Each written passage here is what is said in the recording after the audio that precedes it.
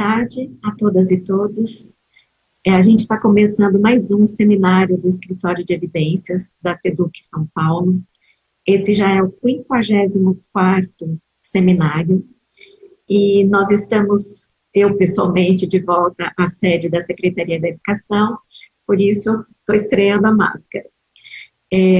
Queria agradecer, antes de mais, a participação dos nossos convidados de hoje. O assunto é extremamente interessante, relevante, importantíssimo. Contar para quem ainda nunca assistiu a um seminário que o Escritório de Evidências é uma área relativamente recente na Secretaria de Educação do Estado. Ela surgiu em março do ano passado. Passamos, no início, os seminários aconteciam aqui, presencialmente. Com a pandemia, eles foram para o mundo virtual, o que foi muito bom, porque nós atingimos um público que antes nós não conseguíamos atingir, inclusive pesquisadores, né, e pesquisadoras que moram em outras cidades, no exterior, inclusive, conseguiram participar e dar seus resultados de pesquisa. O objetivo da área é fazer o fomento do que a gente chama gestão educacional baseada em evidências. A gente faz isso por meio de divulgação, então nós escrevemos um boletim que é quinzenal, em que a gente discute resultados de estudos científicos sobre educação e sobre políticas educacionais. Nós fazemos os seminários, que também são quinzenais, em que pesquisadores e pesquisadoras trazem os resultados das suas pesquisas acadêmicas ou mesmo realizadas em ONGs. Nós já estivemos a Fundação Roberto Marinho falando com a gente, uma pessoa vinculada ao Instituto Unibanco também, que tem um centro de pesquisas em educação muito conceituado, e a ideia é refletir sobre a nossa prática a partir das evidências científicas. Sem mais delongas, eu vou pedir, na verdade, lembrando, na meia hora final nós temos o espaço para debate. Daí eu vou pedir que a produção coloque na tela o link para que o público externo possa fazer as perguntas deles. Lembrando que o público interno acessa os seminários pelo aplicativo do Centro de Mídias de São Paulo. Então, as perguntas eles podem fazer pelo chat mesmo, do aplicativo, ok? Então, agora vou falar um pouquinho de quem são os nossos palestrantes e quem são, e do que eles vão falar hoje, né? Um momentinho só, por favor, que eu vou abrir aqui um documento. Então, os pesquisadores de hoje são todos vinculados ao Núcleo de Estudos da Violência da Universidade de São Paulo, a USP. Pela ordem em que eles vão falar, eu vou falar um pouquinho da biografia deles. O Renan Teodoro de Oliveira é mestre em Sociologia pela USP e candidato a doutor pelo mesmo programa, com experiência em Sociologia da Violência, Socialização Legal e Direitos Humanos. A Aline Moraes Mizutani Gomes é mestre em Psicologia Escolar pela USP e professora de Psicologia na Unip, com experiência em Psicologia do Desenvolvimento, Adolescência e Socialização Legal. E, por fim, a Débora Piscirilo é bacharela em Ciências Sociais pela USP e aluna do mestrado em Sociologia da USP. Eles vão trazer para a gente os resultados de uma pesquisa que é muito interessante em vários sentidos. Um que eu destacaria é o acompanhamento ao longo do tempo de um grupo de alunos, perguntando para eles questões, opiniões sobre os temas de violência, clima escolar e autoridade dos seus professores. A pesquisa foi realizada entre adolescentes do município de São Paulo, das redes pública e privada, ou melhor, das redes pública municipal e estadual,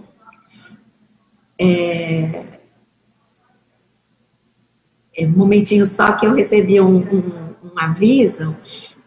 O canal do YouTube está funcionando, gente? Maria, você tem acesso ao centro de mídias? Um momentinho só, que eu ainda não abri aqui. Um momentinho só, por favor, gente.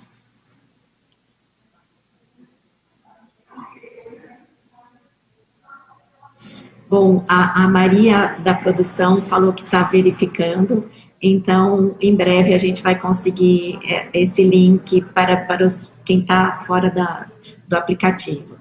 Então, voltando a descrever a pesquisa que eles vão mostrar, o objetivo da apresentação é discutir, com base nos dados, como experiências violentas sofridas e praticadas por esses adolescentes relacionam-se com as suas percepções sobre o clima escolar e sobre a autoridade dos seus professores. Eles vão explicar, eu acho que seria legal o Renan, que vai introduzir, explicar o vínculo dessa pesquisa com a pesquisa mais ampla sobre sociabilidade legal. É com você, Renan, mais uma vez, muito obrigada pela participação. Muito obrigado, Maria Elisa, por ter nos convidado para participar dessa atividade. Eu queria estender o nosso agradecimento de maneira geral à Secretaria de Educação. A Aline, minha colega, já vai explicar um pouco como a nossa pesquisa foi feita. E aí vocês vão entender que sem o apoio da Secretaria de Educação, a gente não teria conseguido empreender essa coleta de dados junto aos adolescentes. E, de qualquer maneira, eu gostaria mesmo de agradecer, porque esse é um tipo de atividade que eu acho que os últimos anos demonstraram que é fundamental para a universidade, para o conhecimento que tem sido produzido de maneira sistemática na universidade, que cada vez mais caminhos de diálogo entre a produção acadêmica e a população de maneira mais ampla, seja ela nos mais diversos setores. Esse caminho, esse diálogo, ele tem que ser constante para que tanto a sociedade possa tomar suas decisões com base em evidências, que é a ideia do título do escritório, mas também para que as pessoas compreendam um pouco mais como é feita a tomada como é que é feito, os caminhos da produção de conhecimento, né? As pessoas precisam participar mais disso e essa iniciativa é fundamental. Antes de dar início, eu também queria agradecer ao nosso colega André Comatos, que não pôde estar aqui hoje, mas sem ele a gente também não teria conseguido elaborar essa apresentação. Eu gostaria de pedir para que, não sei se já está sendo divulgado o nosso PowerPoint, a nossa apresentação. Se já tiverem, eu devo estar no primeiro slide.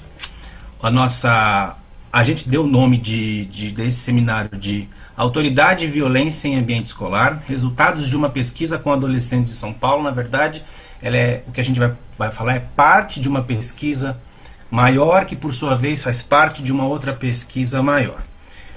Como a Maria Elisa já antecipou, se vocês puderem passar, por favor, para o próximo slide. Nós somos do Núcleo de Estudos da Violência da Universidade de São Paulo.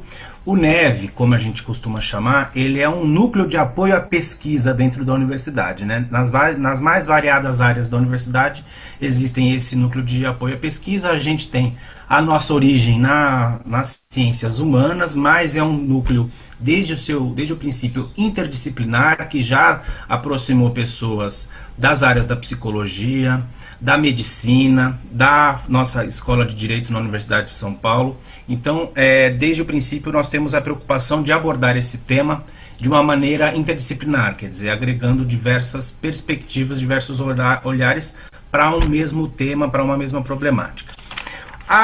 Rapidamente, para poder compreender como é que a gente chega nesse tema e o que é que a gente quer entender desse tema, eu acho importante destacar que o Núcleo de Estudos da Violência, a fundação dele, está ligada à Comissão Teotônio Vilela, que era uma comissão atuante nos anos 80 e que reunia desde figuras da universidade, desde intelectuais, a pessoas ligadas ao mundo da cultura, e tinha como, naquele momento, como principal mote, né, o monitoramento e o combate às violações de direitos humanos que aconteciam no que a gente chama de instituições fechadas, né?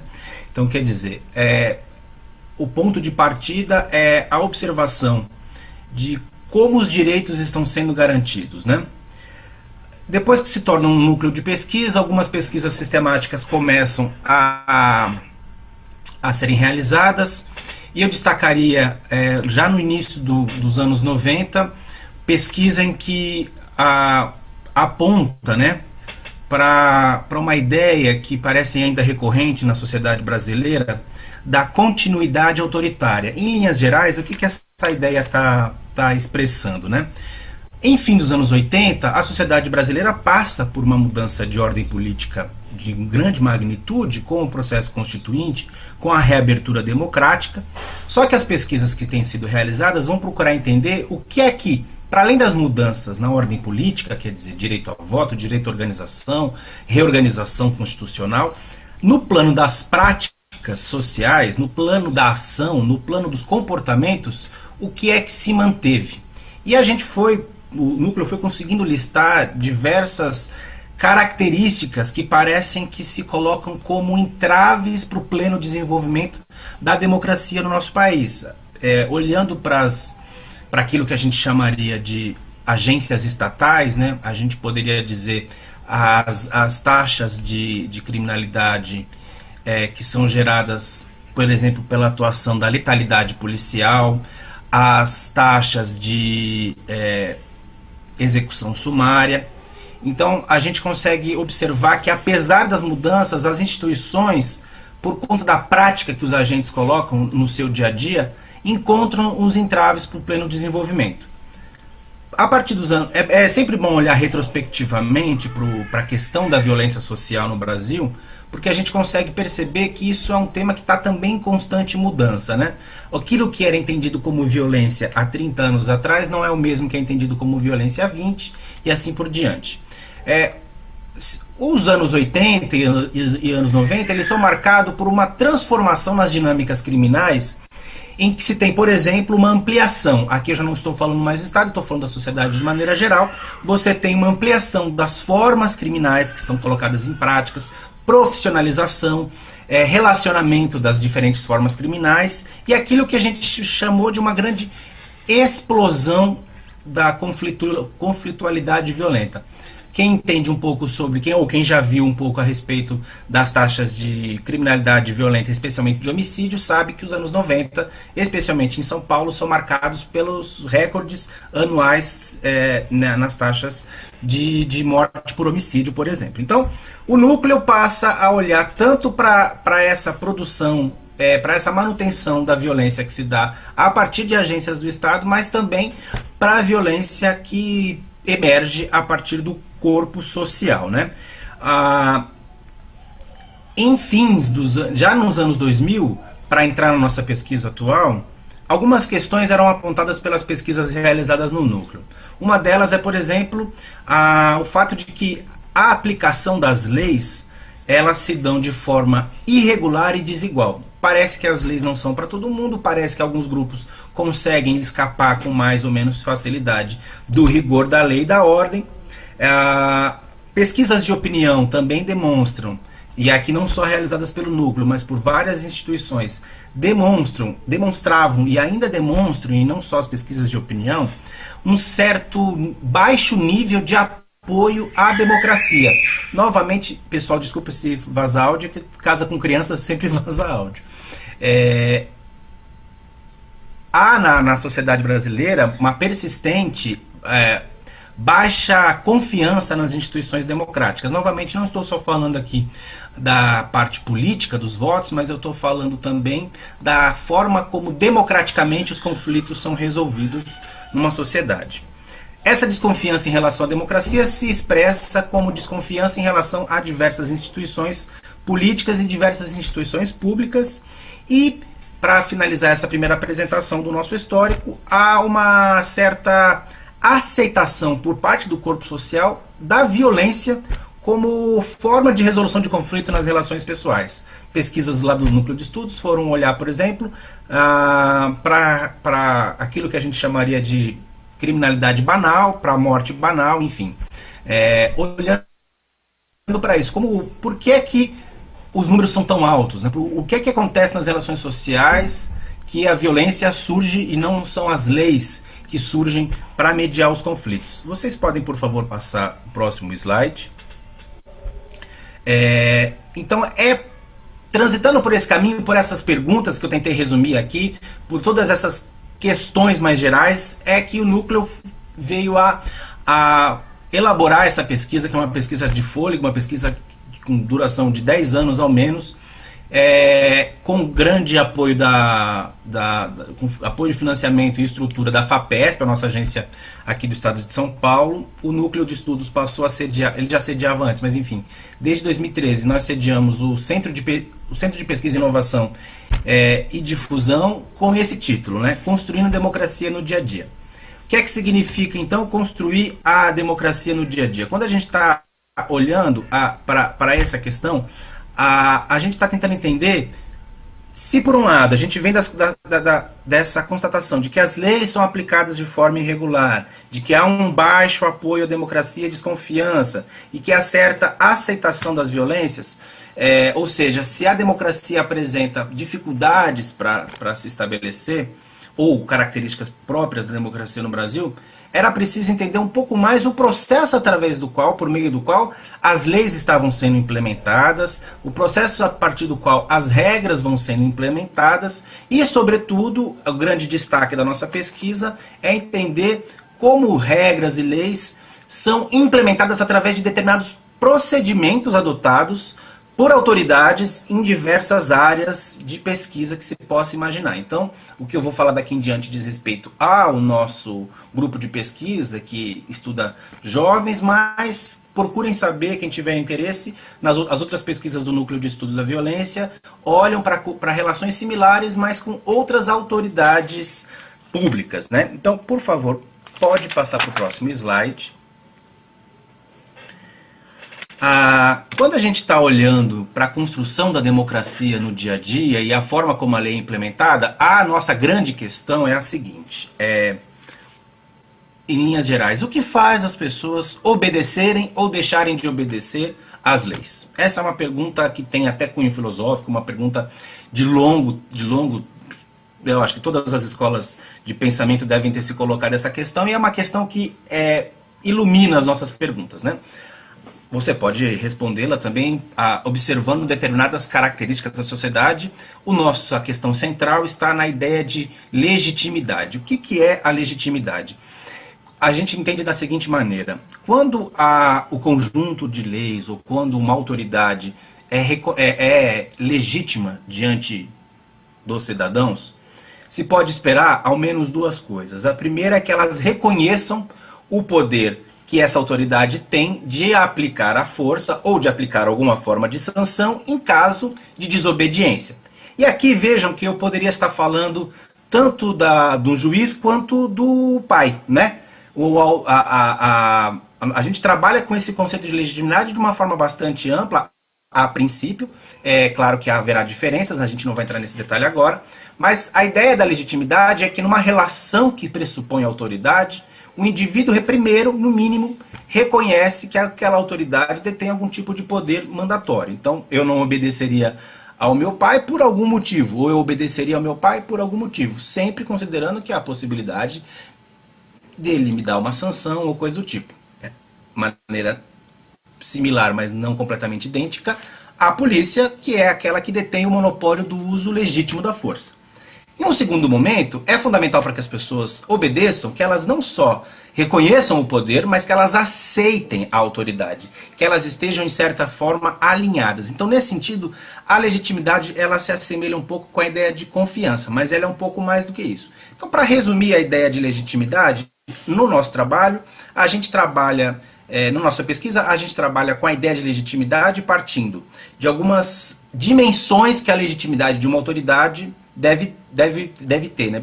Espera-se que empiricamente essas dimensões sejam encontradas para que a gente possa dizer que a autoridade é legítima. A primeira dimensão é que as pessoas tenham criado entre si um dever de obedecer àquela autoridade que não se dá por uma persecução a objetivos pessoais. Eu não vou obedecer às leis porque eu ganho mais por isso. Isso é só reconhecer que as leis existem, né? Eu obedeço às leis porque eu acho que isso é o certo a se fazer, porque eu entendo as leis como um conjunto que organiza a sociedade. Ou, trazendo já o exemplo para o nosso seminário, reconhecer ter um sentimento ou uma atitude em relação ao dever de obedecer aos professores é compreender que os professores cumprem um papel na sala de aula, e aqui a gente não está tanto falando da questão pedagógica, mas sim da relação de autoridade propriamente dita. Eu obedeço ao professor, acredito que devo obedecer ao professor ou à professora de maneira geral, porque eu sei que ela representa alguma coisa. Mas não basta isso, porque a gente poderia estar tratando ainda assim de uma relação que é autoritária. De maneira geral, também se espera que haja uma compreensão de que aquela autoridade tem um dever, desculpa, eu acabei de falar do dever, tem o direito de estar exercendo aquela função. Então essa é a segunda dimensão, e a terceira dimensão é um certo alinhamento de expectativas entre os indivíduos que estão submetidos à autoridade e à autoridade. Então são essas três ideias, em linhas gerais, que dizem respeito à legitimidade de uma autoridade. Eu desenvolvo um dever de obedecer, eu entendo que ela tem o direito de fazer as regras ou de resolver os conflitos, e eu acredito que ela age de maneira mais ou menos alinhada com o que eu acho que é certo, o que é errado, e com as minhas expectativas. O que é a nossa pesquisa, o que Renan, Aline e Débora fazem lá no Núcleo de Estudos, é uma pesquisa que olha para os adolescentes e tenta entender como é que esse dever de obedecer ele é elaborado pelos adolescentes. Como é que no processo de formação dos adolescentes eles passam a entender que uma autoridade tem ou não tem direito de fazer uma regra, como é que eles passam a desenvolver certos valores. De maneira geral, a gente tenta olhar isso partindo de três esferas que a literatura aponta como grandes esferas de socialização. A família, a escola e depois a esfera da vida pública, né? Claro que há diferenças de natureza, né? O motivo pelo qual eu obedeço aos pais não é exatamente o motivo pelo qual eu obedeço ao professor. Quer dizer, a natureza da legitimidade pode não ser a mesma, mas a relação de legitimidade é o que as nossas pesquisas têm demonstrado, e a Débora vai mostrar um pouquinho lá para frente. Essa relação de legitimidade, ou seja, a aceitação da autoridade, o reconhecimento da autoridade, isso é o que, em linhas gerais, faz com que as pessoas obedeçam, né? É aí que a gente ancora a nossa pesquisa, a ideia de que quando as pessoas legitimam, elas obedecem a uma autoridade. Os motivos pelos quais elas legitimam vão mudar culturalmente, como eu já disse, né? Então, na família, é importante que os pais obedeçam a certos limites. E quando a gente está falando de adolescente, a gente está falando de uma fase da vida em que emergem conflitos por autonomia. Na escola, nós identificamos que a percepção de que a escola é um ambiente seguro, agradável e democrático, como a gente traduz com a ideia de clima escolar, é também importante, mas em todas essas esferas, eu já vou caminhando aqui para encerrar minha parte, os dados, a literatura em legitimidade contemporânea tem demonstrado, e a gente foi para campo para tentar ver se isso também acontecia, e a Débora vai falar um pouquinho mais sobre isso.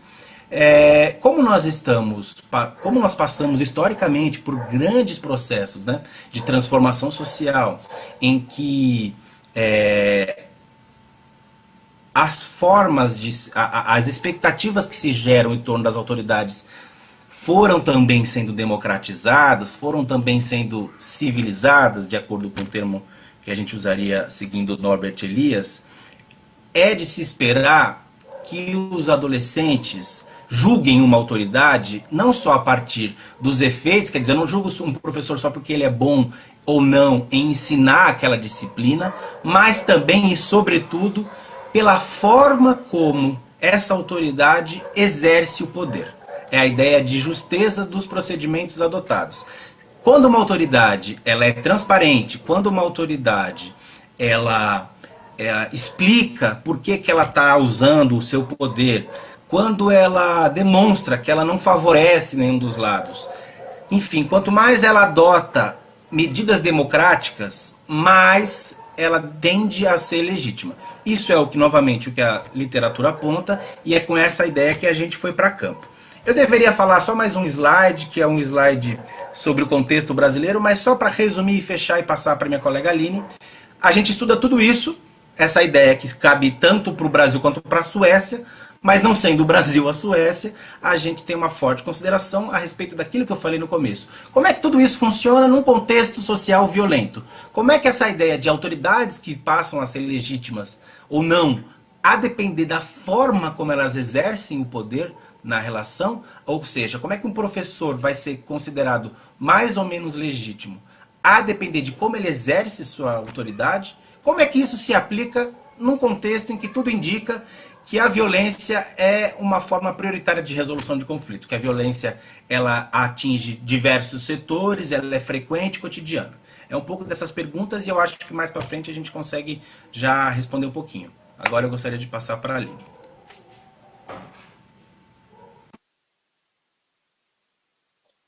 Boa tarde a todos, estão me ouvindo bem? Minha internet, infelizmente, hoje está um pouquinho instável, mas vamos lá.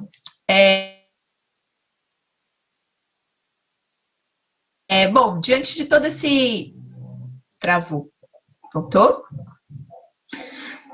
Pode passar o próximo slide, por favor? Isso. Pode passar para o próximo. O próximo. Isso. Diante de tudo isso que o Renan apresentou, né, de toda essa literatura na qual a gente foi se apropriando, a gente desenvolveu essa pesquisa que a gente chamou do estudo da socialização legal em São Paulo.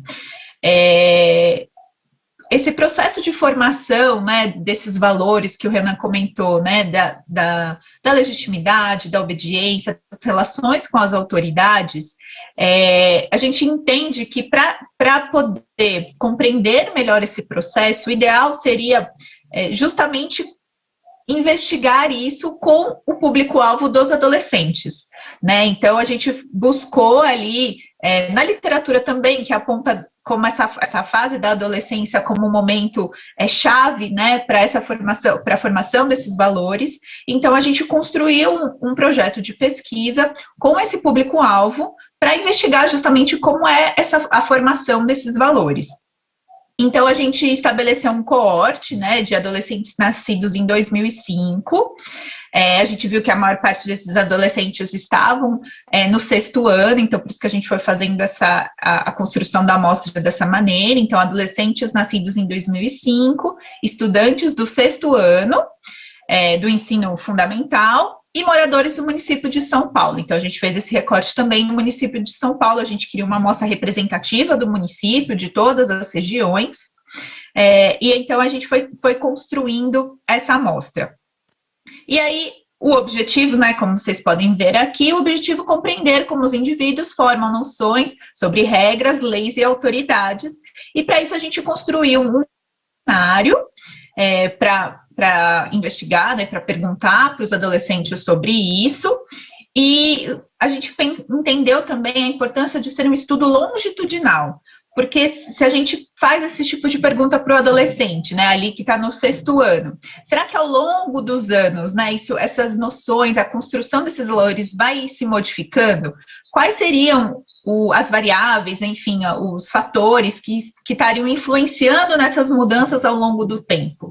E daí também existe toda uma literatura, né, que informa sobre a importância desses estudos serem justamente longitudinais, né, serem ao longo de vários anos, para a gente acompanhar justamente esse processo, né? Pode passar para o próximo.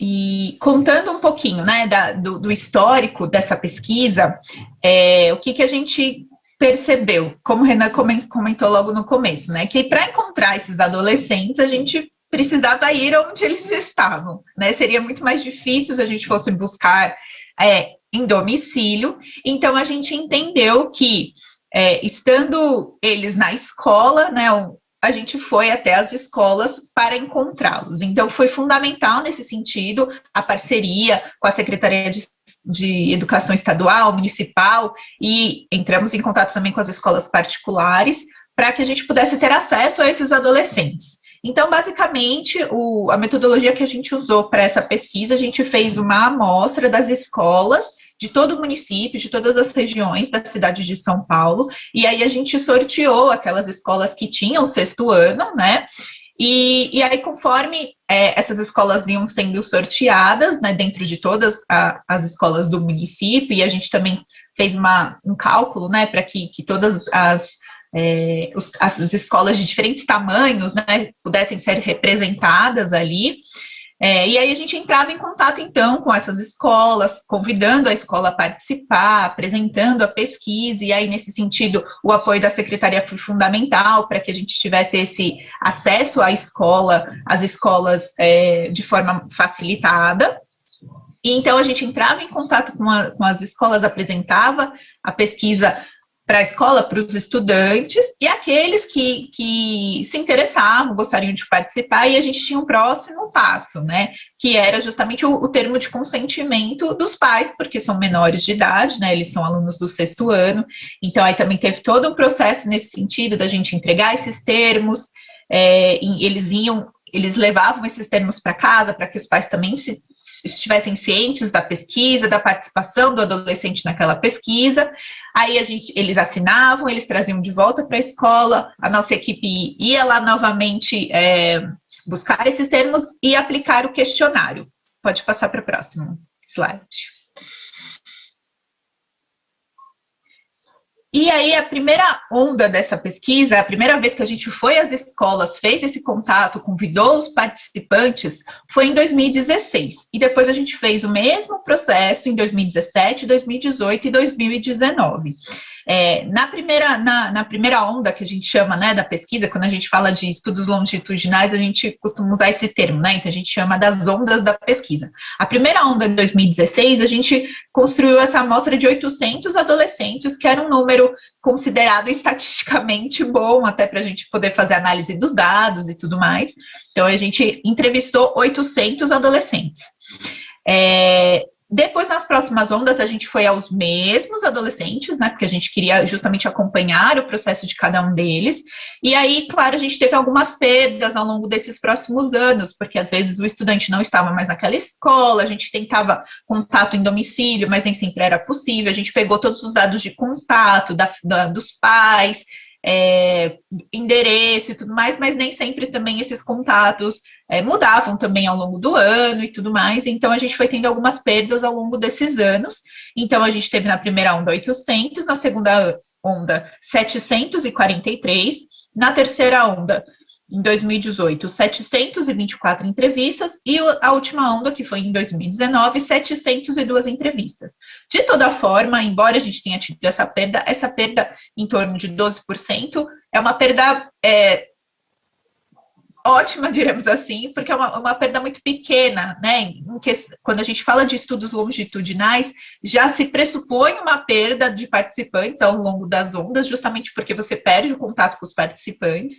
Então, em média, essa perda é de 30%. A gente teve uma perda de 12%. Então, a gente ficou muito satisfeito com esse resultado, e isso torna os nossos resultados ainda mais robustos, possibilidades de análise mais interessantes, justamente porque a gente conseguiu manter o contato com a maior parte da nossa amostra. Pode passar para o próximo. Aí, falando um pouquinho do instrumento, né, que a gente utilizou justamente para entender esse processo. A gente construiu um questionário também pautado na literatura, em outros questionários que já eram utilizados por outros pesquisadores da área, mas, claro, adaptando também ao nosso contexto, né, aos nossos adolescentes brasileiros, ou até melhor, os nossos adolescentes de São Paulo, né. A gente fez até antes de começar a pesquisa efetivamente, uma pesquisa exploratória, em que a gente foi conversar com alguns adolescentes, conhecer um pouquinho como eles pensam, o que eles achavam sobre as leis, sobre as autoridades, as relações com os pais, com os professores, e a partir de toda essa pesquisa, e apoiado nesses questionários também que já existiam na literatura, a gente construiu o nosso questionário. É um questionário até que amplo, né? Tem em torno de 30 questões. A maior parte dessas questões são questões que a gente chama de questões fechadas, né? Então, ele vai responder, as categorias de resposta já estão pré-determinadas, né? Tem várias escalas, que a gente chama de escalas, que é quando você, por exemplo, o exemplo que a gente colocou aqui no slide, né? uma escala de concordância. Então, você faz uma afirmação e o sujeito responde se concorda muito, concorda um pouco, ou discorda muito. Então, a maior parte das perguntas são assim, né, em forma de escalas. Tem muitas de frequência também, então uma vez, 2 vezes. E as perguntas abarcam todos esses universos que a gente queria investigar. As relações dentro da família, as relações na escola, as relações com os colegas, as relações com a polícia, as relações com a lei. Então, basicamente, tem algumas perguntas para cada um desses blocos. E tem também um bloco de perguntas que até, na verdade, perpassa vários desses temas, que é a questão da violência, né? Também, tanto experiências de vitimização, de ter sofrido violência, de estar exposto à violência ou de ter praticado violência. Pode passar para o próximo. Aí, já apresentando um pouquinho para vocês dos resultados, né? Iniciando aqui os resultados. A amostra geral, então, a gente entrou em contato com 112 escolas, distribuídas aqui pelo mapa, né? Como vocês podem ver. Então, a gente pegou todas as regiões da cidade de São Paulo. A gente teve 64 escolas públicas e 48 privadas, que também é o equivalente proporcional à quantidade de alunos pelo censo, a quantidade de alunos que tem nas escolas públicas e a quantidade de alunos que tem nas escolas privadas. A gente também tomou esse cuidado. Pode passar para a próxima. E aí, um pouquinho do perfil, né, desses adolescentes que participaram dessa primeira onda, né? Claro que talvez ao longo depois das ondas a gente teve algumas pequenas mudanças, mas basicamente o perfil desses adolescentes, né? Então, 43% deles, nossa, tá ruim aqui de ver, de escola estadual, isso, é isso? Não, desculpa, 50% escola municipal e 43% escola privada. A gente teve 50% meninas, 50% meninos, né? A gente também fez essa divisão. A gente teve também, em relação à raça-cor, a distribuição, né, de 47% brancos, 27% pretos, 12% pardos, 5% acho que eram indígenas e 3% amarelos. E em relação à renda familiar, também essa principal distribuição, né? Então, a maior parte ali de 1 até 4 salários mínimos, né? A maior parte da amostra nessa distribuição. Pode passar para o próximo.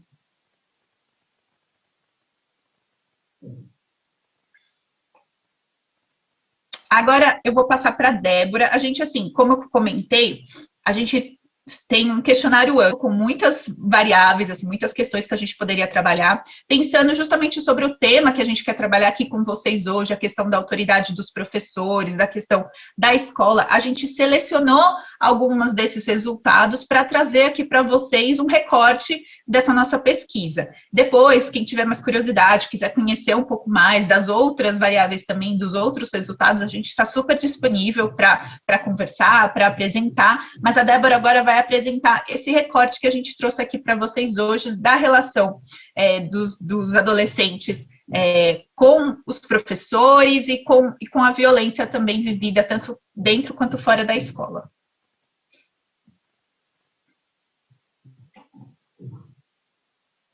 Olá, tá tudo certinho com o som? Obrigada, Aline. Boa tarde a todos. Bom, então, como a Aline falou, né, o nosso questionário é muito grande, a gente abarca vários temas. Para ficar no tema da escola, a gente trouxe 2 conjuntinhos de análises que eu vou passar para vocês. Então, o primeiro, a gente vai trabalhar com variáveis específicas da escola, como o clima escolar, que o Renan mencionou um pouquinho lá na frente, né, que tem a ver com o quanto os adolescentes percebem que as regras da escola e o tratamento que eles recebem dos professores e dos funcionários são justos, são igualitários, né? Você tem ali um ambiente, então, confiável, né, para o adolescente. E aí, as perguntas que a gente faz, né, para operacionalizar essa ideia de clima escolar, são perguntas como esses do slide, né? Se as regras na escola são justas, se os professores e os funcionários tratam os alunos de forma igualitária, sem discriminação de raça, gênero, né, enfim. A gente traz também uma análise sobre a justiça procedimental, que o Renan também mencionou no começo, né, essa questão da transparência, da abertura ao diálogo, né, por parte dos professores na hora de aplicar as regras com os alunos na escola. Então, a gente pergunta se o adolescente acredita que os professores escutam todos os lados da história antes de tomar uma decisão, se os professores explicam por que estão tomando aquela decisão, né? E, por fim, a legitimidade dos professores, né, que se refere a essa aceitação por parte dos adolescentes de que essa autoridade está correta, é adequada, né, ela tem o direito de exercer regras dessa forma. E aí a gente faz perguntas como se o adolescente acredita que a sala de aula funciona melhor quando ele escuta os professores, ou se ele acredita que os professores têm direito de fazer as regras na sala de aula. Pode passar para o próximo, por favor. O próximo. Isso. Nesse gráfico está um pouquinho, tinha que ser mais grossa a reta, mas ele está mostrando a tendência dessas 3 variáveis que eu comentei para vocês. Então, a primeira azulzinha é o clima escolar, a segunda, no roxinho, é a legitimidade dos professores, e a terceira é a justiça procedimental. O que a gente percebe é que ao longo dos 4 anos vai tendo uma queda, mesmo que sutil, mas tem uma piora nessa avaliação, né? Então, a gente queria entender, essa é uma forma, a média, né, das respostas, é a média das respostas dos adolescentes. A gente sabe que alguns adolescentes têm trajetórias diferentes. Alguns vão aumentar essa percepção, vão melhorar essa percepção, enquanto outros vão ter uma piora mais aguda. Então, a gente queria entender como que essas variáveis se relacionam entre si, para conhecer melhor quais são os fatores associados a essa melhora ou essa piora. Então, quais são os elementos ali do dia a dia escolar que podem melhorar ou piorar essa percepção dos adolescentes. Pode passar para o próximo, por favor. Aqui eu trouxe um conjuntinho de 3 gráficos, eu vou passar rápido, porque não, eu só quero destacar aqui essa tendência geral. Vocês conseguem ver que tem uma reta, né? No meio tem uma reta azul e uma reta laranjinha. A azul é dos meninos, a laranjinha é das meninas. Nesse primeiro gráfico, a gente está falando da relação entre justiça procedimental e a legitimidade dos professores. E aí a gente vê que ela tem uma relação positiva, né? Então, quando aumenta uma, aumenta a outra também. O próximo, por favor. Esse está trazendo a relação entre a justiça procedimental e o clima escolar. Novamente, a gente vê essa tendência, essa relação positiva, né? Aumenta uma, aumenta a outra. E o terceiro, no próximo, por favor, mostra a relação entre a legitimidade dos professores e o clima escolar, também com uma relação positiva. Aqui, o primeiro gráfico é 2018, o segundo é 2019, nos 3 casos que eu falei. E nesses casos todos, essa relação fica mais forte no último ano, em 2019, intensifica essa relação, né? Mais do que estarem associadas positivamente, o que esses dados indicam também é que elas têm uma certa, são relacionadas de forma causal e bidirecional, que significa que elas estão se influenciando mutuamente, uma influencia a outra, que influencia a outra, que influencia a outra. Mas a gente também consegue perceber uma relação unidirecional. Pode passar para o próximo slide, por favor? Nessa imagem aqui, a gente trouxe representada em figura porque fica mais fácil de ver. Ela representa essa relação de forma longitudinal. Então, a gente viu como que o adolescente respondeu em 2018 sobre a avaliação dele do clima escolar e da legitimidade dos professores, como que isso influencia o que ele responde no ano seguinte, em 2019.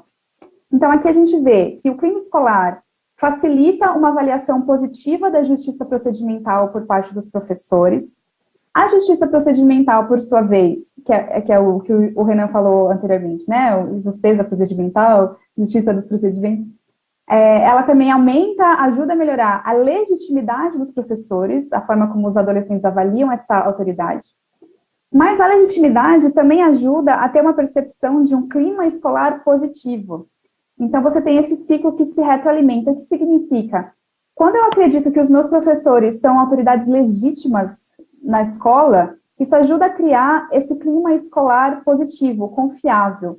Então, mesmo que lá naquele primeiro slide a gente tenha visto, né, no primeiro gráfico, que tem uma tendência de queda das avaliações, a gente pode reverter essa tendência a partir do modo como os professores e os funcionários atuam dentro da escola, né? Então, se eu tenho essa percepção mais geral de que as regras do ambiente escolar são justas, são transparentes, tem abertura ao diálogo, né, dos professores com os alunos, a gente pode inverter essa tendência, a gente pode até melhorar a forma como os adolescentes avaliam essa autoridade.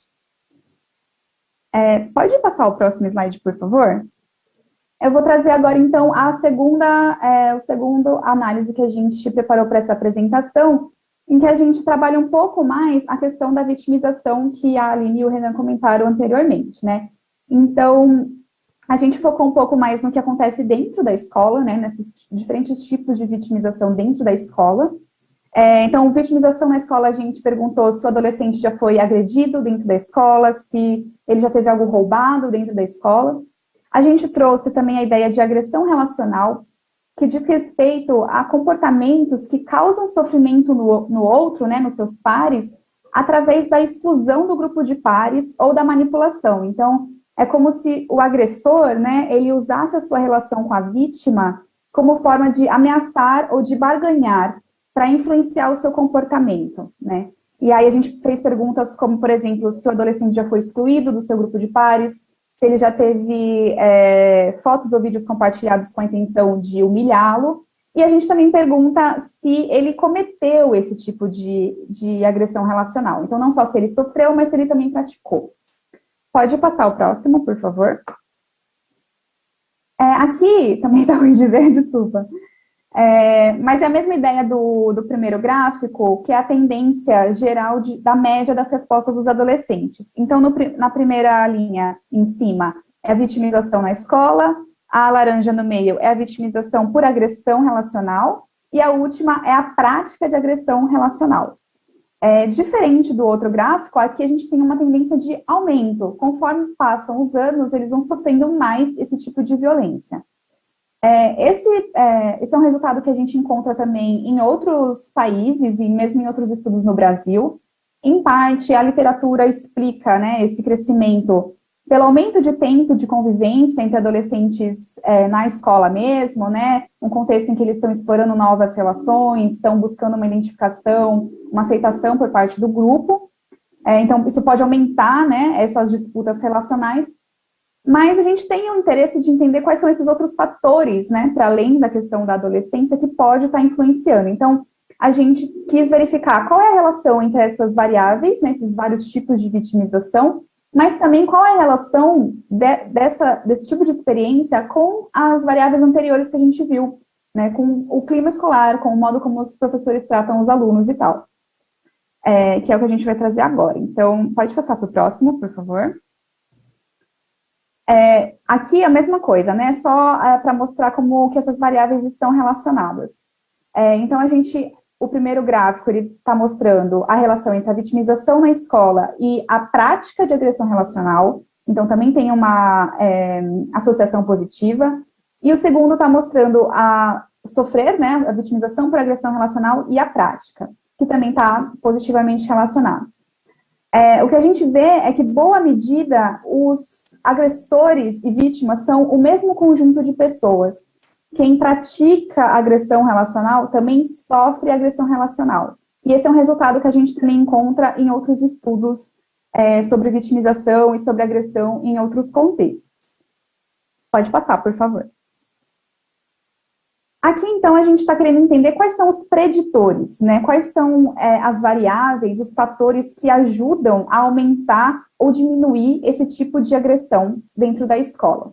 Então, esses dois gráficos estão mostrando que quanto maior a experiência de vitimização na escola e de agressão relacional em 2018, que é a primeira figura, maior também é a frequência de prática de agressão relacional em 2019.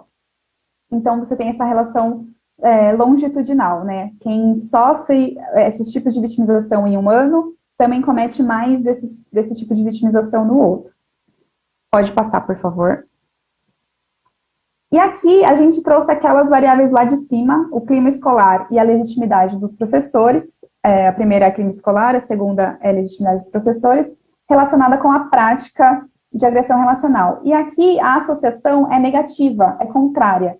Então, o que significa que quanto melhor a percepção que os adolescentes têm sobre o seu clima escolar e sobre a autoridade dos seus professores na escola, menor é a frequência de agressão relacional. Né? A gente mostrou esses gráficos separados, mas todas essas variáveis essas análises foram feitas com todas as variáveis juntas, então a gente está controlando, né, todos os efeitos ao mesmo tempo. Pode passar, por favor. Aqui, para sintetizar, né? Então, o que a gente viu nessas duas análises? Tem, de forma geral, uma queda na percepção da legitimidade dos professores. Mas essa tendência, ela pode ser revertida a partir do modo como as autoridades escolares tratam os seus alunos, como é o clima escolar no dia a dia desses alunos. Além disso, a gente também viu que o clima escolar e a legitimidade diminuem a frequência da agressão relacional, e a vitimização, na nossa amostra, pelo menos, tem uma tendência de aumento ao longo dos anos, e quem sofre vitimizações desse tipo, que a gente mediu, geralmente também pratica. Pode passar. Como eu comentei no começo, todas essas variáveis, elas estão mutuamente relacionadas. Então, o clima escolar positivo e a autoridade dos professores atuam quase que como um fator protetivo para os adolescentes, no sentido de diminuir a frequência de vitimizações e de práticas de agressão relacional. Mas, por outro lado, quando a gente tem experiências de vitimização dentro da escola, isso influencia uma percepção de que o ambiente escolar é inseguro ou injusto. E isso vai afetar o modo como os alunos percebem a autoridade do professor. E, assim, a longo prazo, isso pode até afetar, gerar mais conflitos, inclusive entre alunos e professores, né? Se eu não vejo aquela autoridade como legítima, a chance de eu cooperar com ela é menor, o que pode, né, trazer mais conflitos. E, por fim, o último slide, a gente quis trazer para essa apresentação 3 pontos para a gente pensar quando a gente quer, né, tem esse objetivo de criar um ambiente escolar seguro, com menos violência, com relações positivas entre todos os atores da escola, né, não só entre os alunos, mas entre alunos e professores, alunos e funcionários e tudo mais. Então, a primeira coisa é justamente tentar diminuir esses contextos que permitem e que viabilizam as experiências de violência dentro da escola. Uma segunda questão é que as regras da escola precisam ser justas para todos, não só para os professores e funcionários, mas também para os alunos. E, para isso, elas precisam ser transparentes. O que significa, na prática? Significa que você precisa ter uma construção democrática das regras da escola.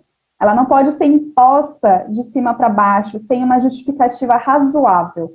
Quando os alunos e os professores e os funcionários entendem as motivações, né, o que significa aquela regra, por que aquela regra existe, né, é mais fácil deles cooperarem, deles entenderem a justificativa, entenderem a motivação e passarem a cooperar com essa regra. Então, é muito importante que essa decisão, né, sobre o que a gente precisa para que a convivência do dia a dia dentro da escola seja boa para todos.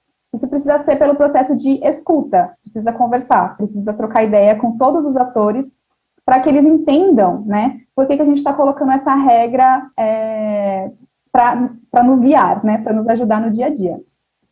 Então, precisa ser uma justificativa adequada para todo mundo. Isso vai influenciar aquilo que o Renan falou lá na frente, de você gerar uma obediência que é consentida. Então, o aluno coopera com o professor ou com as regras mais gerais da escola, da direção e tudo mais, porque ele entende como aquilo foi produzido, como aquela decisão foi tomada e por quê. Então, não é só porque ele tem medo de sofrer uma punição, medo de tirar uma nota baixa, medo de ser suspenso, algo do tipo, e não é uma obediência cega, porque ele simplesmente aprendeu que tem que obedecer e ponto. É uma obediência consentida. Ele entende a justificativa por trás daquela regra, ele sabe que aquilo vai ajudar no dia a dia, e por isso ele coopera.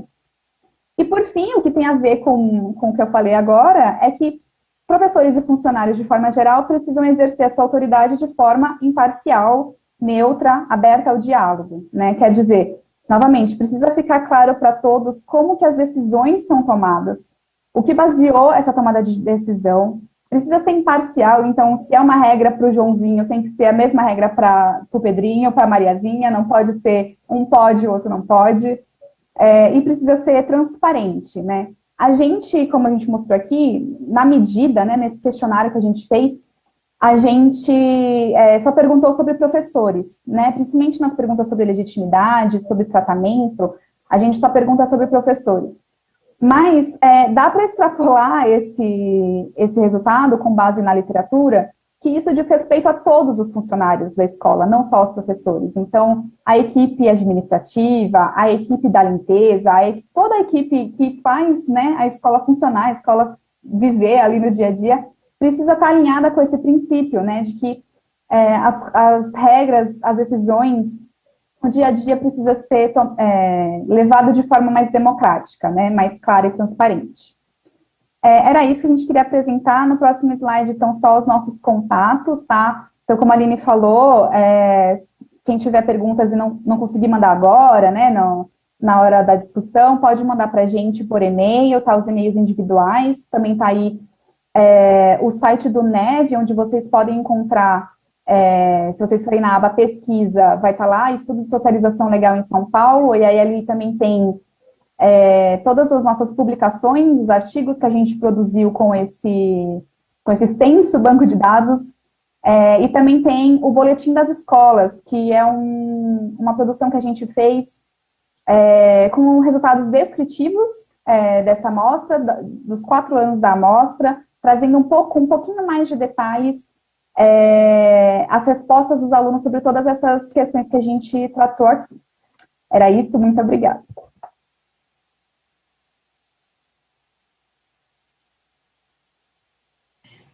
Muito obrigada, Débora, Aline e Renan. A pesquisa é interessantíssima para as pessoas que já pediram a apresentação aqui no chat do Centro de Mídias. Eu vou pedir que a produção coloque de novo a legenda aqui do nosso e-mail, né? O e-mail do escritório, que é evidencias@educação.sp.gov.br, sem o cedilha e o tio, né? E pedir também para ela mostrar de novo o link para as pessoas que estão nos ouvindo de fora conseguir perguntar. Quem estiver assistindo pelo aplicativo pode perguntar pelo chat, que eu mesma acolho as perguntas e repasso para a equipe, ok? Lembrando que, para o público externo, quem quiser passar a receber o nosso boletim, que é quinzenal, em que a gente discute os resultados de pesquisas em educação, também é só escrever para a gente por e-mail e pedir para ser incluído no mailing. Os servidores recebem pela central de informação o boletim Educação em Evidências. Se alguém não está recebendo pela central, é porque, por algum motivo, o seu nome não está na base. Então, entre em contato com a gente, caso você não esteja recebendo, que a gente inclui no mailing de outra forma, tá? Porque é para todo mundo da rede receber pela central de informação. Bom, nós já recebemos algumas perguntas aqui e nós temos só meia hora, né? Então, eu já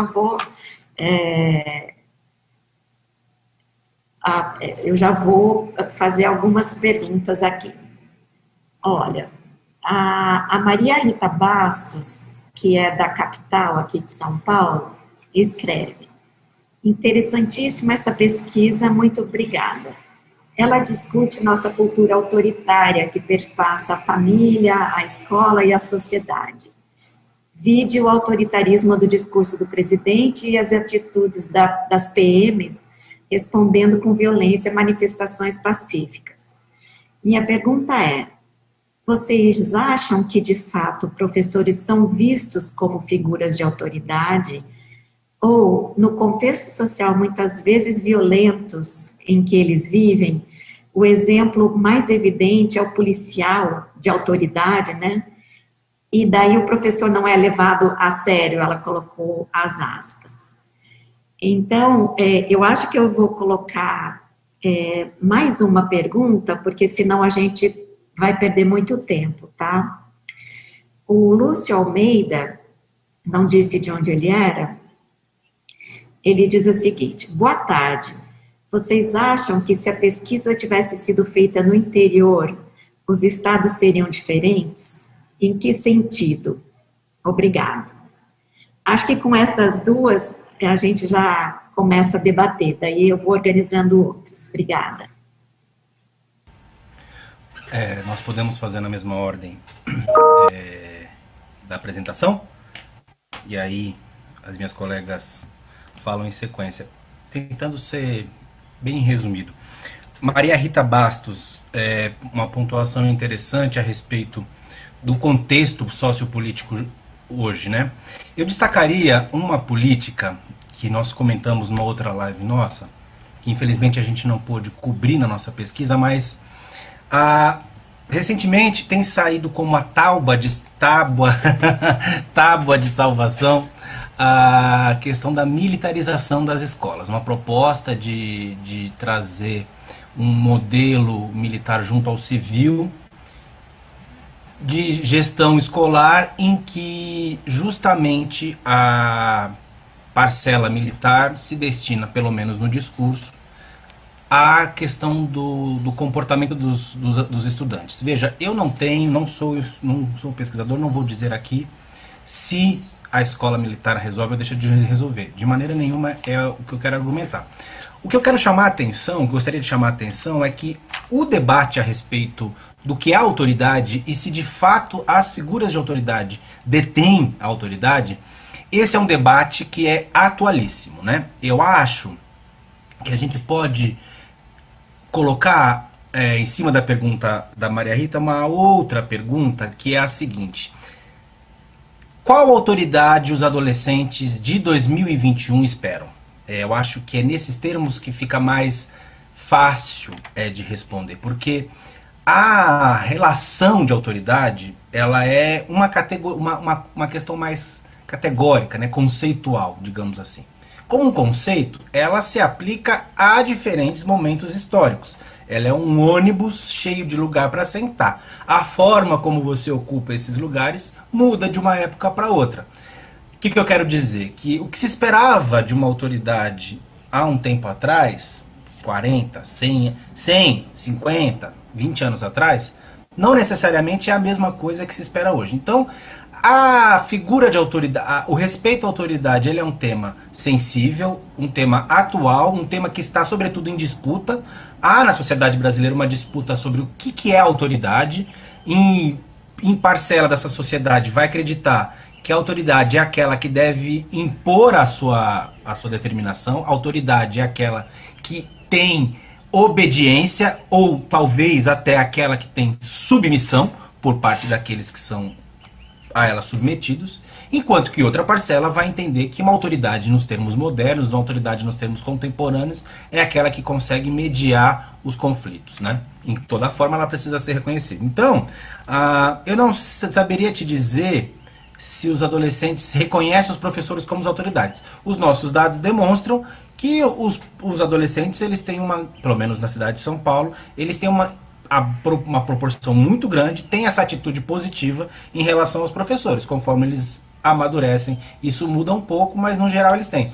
A questão é o que é que eles esperam da autoridade. Eu acho que é isso que é um debate que pode ser bastante frutífero. Tanto a autoridade, né? A gente está falando aqui inevitavelmente de uma questão geracional, né? Em pelo menos 2 ou 3 gerações convivendo na sala de aula, né? Os professores, a gente pode imaginar que só no corpo docente a gente tem ali 2 ou 3 gerações, provavelmente 2 gerações diferentes, 2 expectativas diferentes, e a terceira geração sendo a dos adolescentes.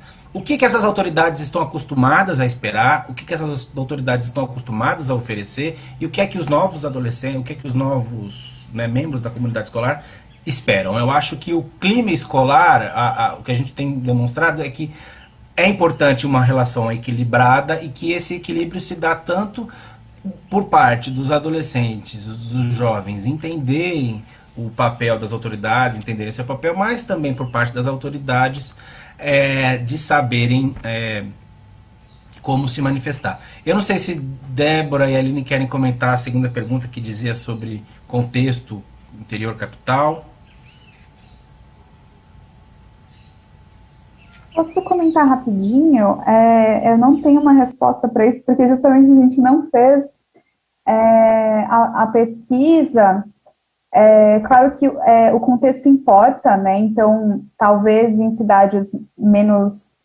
É que a gente aqui está usando a vitimização dentro da escola. E se a gente for ver, por exemplo, notícias que aparecem no jornal, tal, esse tipo de vitimização, de agressão, ocorre nos mais diferentes tipos de escola, em escola pública e privada, em escolas grandes e pequenas, né? Então, não é uma coisa também que seja muito específica da capital. Talvez outras dinâmicas que a gente avalia no nosso questionário, como, por exemplo, a relação com a polícia, possam ser um pouco diferentes mesmo. Mas aí eu gostaria, na verdade, de ouvir dos professores, né, que trabalham no interior, que trabalham no litoral, se é de fato tão diferente assim essa dinâmica ou não, porque a princípio não faria muita diferença. Acho que essa diferença que o Renan falou das escolas militares, talvez sim, porque você tem um modelo justamente de autoridade autoritária, né? Então, essa ideia de que você precisa criar um clima escolar positivo, baseado na democracia e tal, isso não é posto, né? Você tem um exercício de autoridade que é autoritária por definição. Mas o que a gente está trazendo é justamente para um ambiente democrático, né, como nós gostamos de pensar que somos, faz sentido eu querer criar uma escola que forme alunos para uma obediência cega ou para uma obediência consentida e crítica? Alunos que consigam debater com as autoridades, né? Debater, gente, não é desrespeitar a autoridade. A gente escuta muito isso conversando com pessoas que trabalham na escola, mas também com quem tem filhos na escola e tal, de achar que porque o adolescente questiona o professor, ele necessariamente está desrespeitando, ele não está vendo naquele professor uma autoridade. E o que a gente está trazendo dessa pesquisa e até de experiências no NEV, como o Observatório de Direitos Humanos nas Escolas, é que as autoridades que sentam para conversar, os professores que escutam, né, que debatem, que tomam as decisões baseadas na escuta ativa dos adolescentes, esses professores são mais respeitados do que os outros que tentam só impor uma conduta, né, um controle de comportamento, sem ter uma justificativa, sem ter uma discussão. Então, essa ideia que o Renan trouxe é muito fundamental, né, eu juntei as duas perguntas porque no final elas estão muito próximas. Qual é o tipo de autoridade que a gente está falando, né? O que a gente entende por autoridade? E aqui acho que é importante deixar claro, essa pesquisa, ela parte da premissa de que, para a nossa sociedade, a gente precisa criar relações democráticas de autoridade. Então, eu não posso ter uma autoridade que é baseada exclusivamente na força e no medo, né? Eu preciso trazer justamente a questão do consenso. E, para complementar a pergunta que a pessoa falou sobre a polícia, né? Eu acho que essa pergunta é muito interessante, muito instigante, mas a gente precisa saber se, de fato, o policial militar é um modelo de autoridade para o adolescente. A gente sabe que existe, né, uma parcela da nossa população que apoia esse tipo de autoridade, né, esse modelo mais autoritário, mais violento, mas isso não quer dizer que sejam todos e que os adolescentes nessa fase da vida pensem dessa forma também. Isso é uma coisa que a gente está ainda avaliando, né, a gente está fazendo análises longitudinais ainda, como que uma esfera influencia a outra, né? Então, essa é uma pergunta que eu não tenho uma resposta, mas a gente está trabalhando com a ideia e com o tema, e aí acompanhe, então, no site do NEV, que quando a gente tiver novas análises publicadas, a gente vai colocar por lá também. Obrigada. Perfeito. Agora a gente tem uma tomada de decisão a fazer. Se vocês quiserem responder mais perguntas, eu ia pedir para as respostas de vocês serem mais concisas, porque chegaram agora algumas perguntas e o tema é muito complexo, né? Bom, a primeira pergunta que veio da professora Priscila pelo chat é se o questionário usado na pesquisa poderia ser disponibilizado. Daí eu já vou passar para a próxima, que foi feita pelo link, e é da Marta Pacheco. Ela também não diz de onde é. Ela diz: boa tarde, muito obrigada pela palestra. Vocês conseguiram perceber se com o envelhecimento dos jovens, acho que muda ou não sua opinião? Pergunto isso pensando na possível influência do contato violento com a polícia nas atitudes e percepção dos jovens. Obrigada. Daí eu não sei, eu acho que eu já vou engatar uma terceira pergunta, para ser mais rápido. É a do Leandro Rodrigues, que é do NEV, e pergunta o seguinte: do NEV USP, é possível observar que os dados apontam uma maior percepção e ou responsabilidade sobre violências sofridas e praticadas dentro da escola e não o aumento? Se sim, qual seria a importância de reflexões sobre a violência de gênero ou violência racial, alternativas para sua superação por parte da comunidade? Ficou claro? Então é com vocês.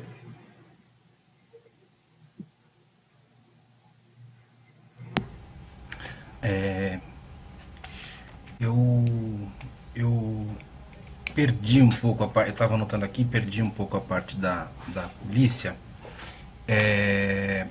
Eu diria para o Leandro o seguinte: primeiro, o nosso questionário, ele acabou centrando um pouco mais em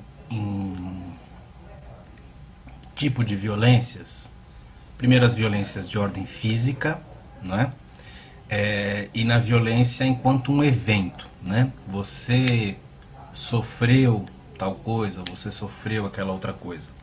Eu acho que pela natureza própria da pesquisa, de ser uma pesquisa amostral, talvez a violência claramente de gênero, né? Porque o que a gente poderia fazer, e o que a gente faz em muitas análises, é olhar se, por exemplo, nós temos 5 tipos de violência relacional. Vamos imaginar que a gente tem 5 tipos de violência. E eu posso olhar se a soma dessas 5, a média, enfim, o que quer que seja, ela é prevalente entre meninos e meninas. Será que meninos e meninas sofrem nas mesmas proporções? A Débora mostrou um pouco isso nos slides dela. Será que, em razão da identificação racial, da variável raça-cor, esse tipo de violência ela é prevalente em um ou outro? Aqui, eu acho que, e mesmo para o que eu estou querendo dizer, as violências que nós temos, a gente pode observar se um grupo sofre mais do que outro. Agora, tratar de forma tão temática precisaria de um estudo mais específico, né? Em que a gente tivesse focalizando isso mais de perto, assim. A gente tem um número reduzido de adolescentes autodeclarados pretos comparado com os brancos. É representativo da cidade de São Paulo, mas para olhar para isso, seria melhor fazer um estudo específico sobre a violência racial. A gente sabe, portanto, quais são as violências as violências físicas mais prováveis de acontecer a partir dos marcadores sociais. Agora, se é por conta dos marcadores sociais, quer dizer, se é por conta de serem pretos, aí acho que é um debate que precisa ser feito com mais dados. Sobre a primeira pergunta, sim, o questionário pode ser disponibilizado. Nós já temos ele disponibilizado no site do NEV, mas dentro de um dos relatórios de pesquisa, mas, se eu não me engano, ele está em inglês, porque o relatório precisa ser em inglês. Então, eu pediria que a pessoa que fez a pergunta pode escrever para a gente, que a gente manda, tá? Não está público no site, mas a gente pode mandar, não tem problema. E sobre a pergunta da mudança, também não sei se eu peguei ela inteira, mas tinha a ver com as mudanças de percepção ao longo do tempo, né? A gente percebeu que sim, tem uma variação, as pessoas alteram, né, tanto dentro da escola, né, com relação às autoridades escolares, quanto sobre as autoridades da polícia e tal. E o que a gente tem visto, né, saiu até recentemente uma publicação nossa sobre isso, que certas experiências com a polícia têm um caráter bastante negativo, no sentido de que elas passam a afetar o modo como os adolescentes encaram essa autoridade. Então, a vitimização direta pela polícia, como a pessoa colocou na pergunta, né, esse contato violento, as experiências violentas, a gente tem essa pergunta e a gente vê que ele, de fato, vivenciar esse tipo de situação piora o modo como os adolescentes avaliam essa polícia, tá? Então, não é como se eles concordassem que a polícia aja dessa forma. Observar a polícia atuando, mesmo que dentro dos limites legais, por exemplo, fazendo abordagens policiais, né, que sejam mais invasivas, também é um elemento que deteriora a imagem que eles têm da polícia, tá? E, por outro lado, contatos que são mais positivos ou que são de fora da esfera criminal, como, por exemplo, assistir alguma palestra da polícia, a experiência até do PROERD e tal, pode ter um efeito positivo, pode fazer com que o adolescente tenha uma percepção mais amigável, digamos assim, da polícia, essa autoridade como algo mais legítimo. Então, com certeza, não é só uma questão de maturação, né? Tem a ver com as experiências que eles têm no dia a dia com essas autoridades. E pode sim ter, uma coisa que o Leandro perguntou, que eu acho que o Renan não mencionou, pode ter sim um aumento de percepção de que o que eles estão vivendo é violento, algo que talvez no passado eles não percebiam, quando eram crianças, né, que aquela situação era uma violência, e agora isso é percebido como uma violência. É possível que isso ocorra, mas a gente não tem como constatar pelo nosso questionário. Isso é algo que é mais fácil de constatar pelos próprios professores ali, né, que estão ali no dia a dia com eles, porque é isso, conforme você discute gênero, discute racismo, vai melhorando, né, vai ampliando esse arcabouço dos adolescentes, eles conseguem enquadrar, né, olhar para uma situação e falar, isso é violento, isso não pode estar acontecendo, né, então pode acontecer tanto o aumento de fato das experiências, quanto esse aumento de percepção. É isso. Perfeito. Nós temos um pouco menos de 14 minutos para concluir. Eu vou juntar duas perguntas, e daí eu acho que vale mais aprofundar e a gente encerra, senão fica muito corrido. A primeira pergunta é da professora Maria Aparecida.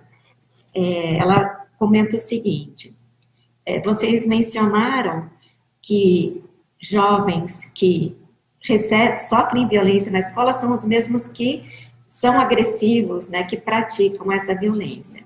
Vocês chegaram a perguntar sobre violência de gênero, por exemplo, vivida na casa, e notar correspondência entre, sei lá, meninos violentos com as meninas teriam essa é a pergunta da Maria Aparecida.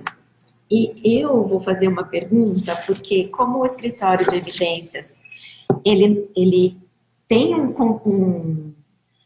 uma reflexão sobre formação, né, dos educadores,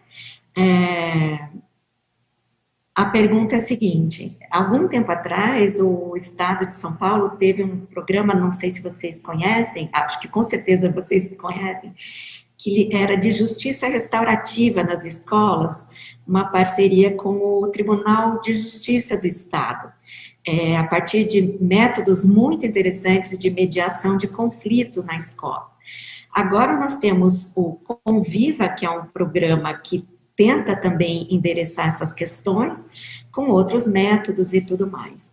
Considerando que todos nós precisamos desaprender o modo autoritário e reaprender a ser uma autoridade legítima, no melhor sentido da palavra, como vocês imaginam que seriam as práticas de formação no sentido lato dos professores? Ou seja, não precisa ser curso necessariamente, um curso acadêmico, teórico, mas se práticas como essas da justiça restaurativa ou coisas que o valham para vocês seriam eficazes.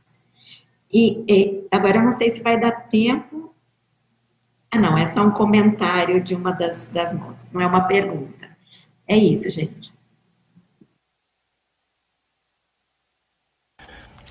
Ótima pergunta da Maria Aparecida, para a qual, infelizmente, eu não tenho uma resposta categórica no momento. para compreender um pouco melhor o que a gente consegue responder. Nós temos no nosso questionário perguntas sobre formas de punição, de exercício da autoridade parental em casa, né? E algumas delas a gente sabe que, a gente perguntou, por exemplo, se quando os participantes têm um conflito, fizeram algo que os pais acham errado, se eles apanham, né? Se os pais batem neles ou ameaçam usar essa força. Só isso, esse conjunto de variáveis de autoridade punitiva violenta, a gente sabe que há ligeiras diferenças para meninos e meninas, né? Agora, e a gente também pergunta se eles, como é um tema delicadíssimo e a gente estava lidando com alunos de 11 anos no primeiro ano, a gente não poderia também perguntar em profundidade, né? A gente infelizmente não tinha condições de ir o máximo que desse nesse tema, senão a gente correria o risco de causar algum incômodo, né? E essa era uma posição que a gente colocou em relação à nossa postura ética. A gente não queria causar nenhum incômodo. Então a gente tentou cercar da melhor maneira possível esse tema. A gente sabe, tem perguntas, por exemplo, se os adolescentes presenciam brigas em casa, se os adolescentes sofreram algum tipo de vitimização. No geral, os perfis familiares, eles circulam um pouco nesse sentido. Famílias que tendem a resolver, a exercer a autoridade de uma forma mais dialogável, famílias que colocam punições em determinados castigos, né? Fica sem ver TV, fica sem ver videogame, e famílias que exercem essa autoridade de forma violenta. A relação dessas duas esferas a gente ainda não tem, é uma análise interessantíssima que eu acho que pode vir adiante. A gente sabe que sofrer violência no bairro, por exemplo, impacta negativamente a violência na escola. As percepções que eles têm das escolas. Então, se você mora em regiões mais violentas, é possível que você entre na escola já com uma indisposição em relação à autoridade. Mas como a Débora e como a gente vem argumentando, à medida que os professores conseguem exercer sua autoridade de forma democrática, a escola serve, e eu acho que isso é um recado importante que a nossa pesquisa tem para dar, a escola ainda é um espaço que consegue absorver e transformar as relações. Então isso é muito importante de pontuar. Práticas de formação dos professores. A gente aposta no Núcleo de Estudos da Violência na prática nos direitos humanos. Eu gostei muito quando a Maria Elisa disse que a gente precisa reaprender. Eu acho que, de maneira geral, a sociedade precisa reaprender o que são os direitos humanos, né? Tirar toda uma carga pejorativa que foi colocada em cima dela por vários processos. Mas o fundamental dos direitos humanos, eu acho que é entender que o outro merece o mesmo respeito que você. O outro é uma pessoa, né? Essa relação de empatia.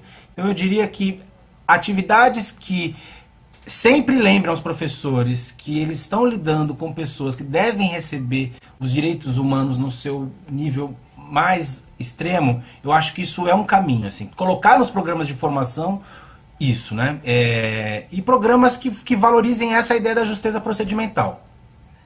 Que valorizem essa ideia de que, claro, parece que a gente está dando a receita da solução, uma receita fácil, a gente sabe que não é. A escola é um espaço que há muitos conflitos, mas a ideia é que a gente consiga formar essas pessoas, capacitar essas pessoas para que esses conflitos sejam resolvidos sempre da forma menos conflitiva possível, né? Quer dizer, que você tenha um reforço positivo da autoridade do professor diante de uma situação dessa. Saber colocar, dividir as tarefas, as atribuições é uma questão importante nesse sentido, né? Não ter sobrecarga em relação a essas dificuldades, né?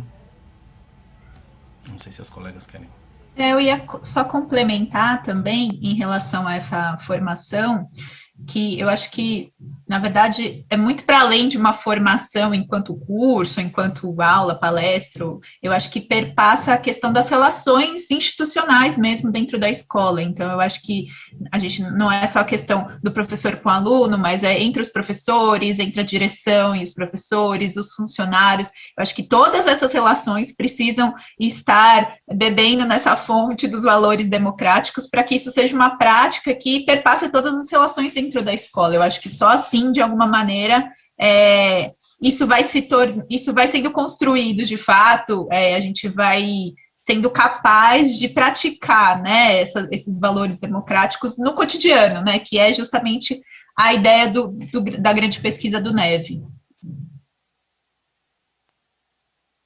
Não, estou contemplada pelos meus colegas, é isso, acho que é prática mesmo, né? E a gente teve contato através da própria secretaria, né, com experiências das próprias escolas que já estão caminhando para esse sentido, né? Então, de ter rodas de conversas entre funcionários e direção, né? Tentar quebrar um pouco essa hierarquia mais rígida, né?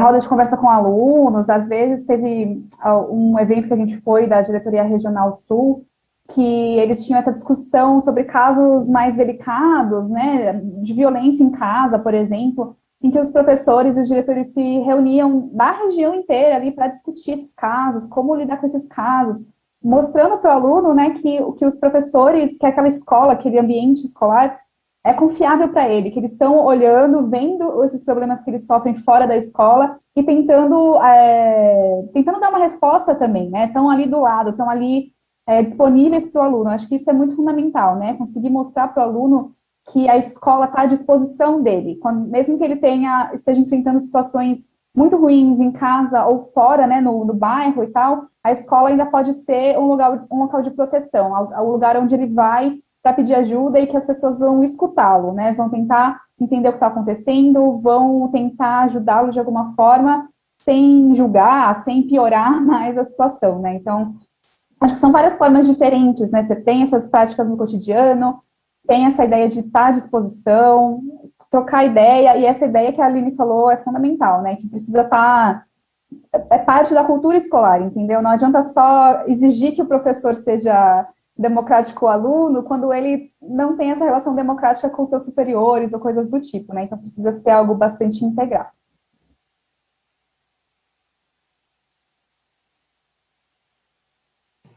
Muito obrigada pela fala de vocês. Realmente, o material é muito rico. Então, eu recomendo a todos que escrevam para a gente pedindo o PPT. Ele fica num repositório, mas a gente demora muito para colocar, porque somos poucos na equipe. Então, quem quer com a coisa fresca na cabeça pedir é mais fácil, e principalmente porque vocês deixam no final do PPT os contatos de vocês e o link para os materiais, né? Então, eu queria agradecer e dar a palavra a vocês para se despedirem. Bom, obrigado à audiência, mais uma vez. Obrigado, Maria Elisa, pelo convite. Parabéns pela iniciativa que você está tocando na Secretaria de Educação, importantíssima. E obrigado à Secretaria de Educação. Reforço o convite de procurarem o nosso site, nossas redes sociais, entrarem em contato conosco, quem tiver mais dúvida. E as perguntas que foram colocadas aqui, que a gente não tinha resposta, quem sabe num futuro próximo a gente volte com novas análises. Com certeza a gente vai correr para entender um pouco melhor algumas das questões aqui. Obrigado, valeu mesmo. Também quero agradecer a oportunidade, acho que foi um diálogo muito interessante, acho que o início de um diálogo, né? Então, estamos à disposição também da secretaria, enfim, dos professores, para a gente continuar conversando. Obrigada.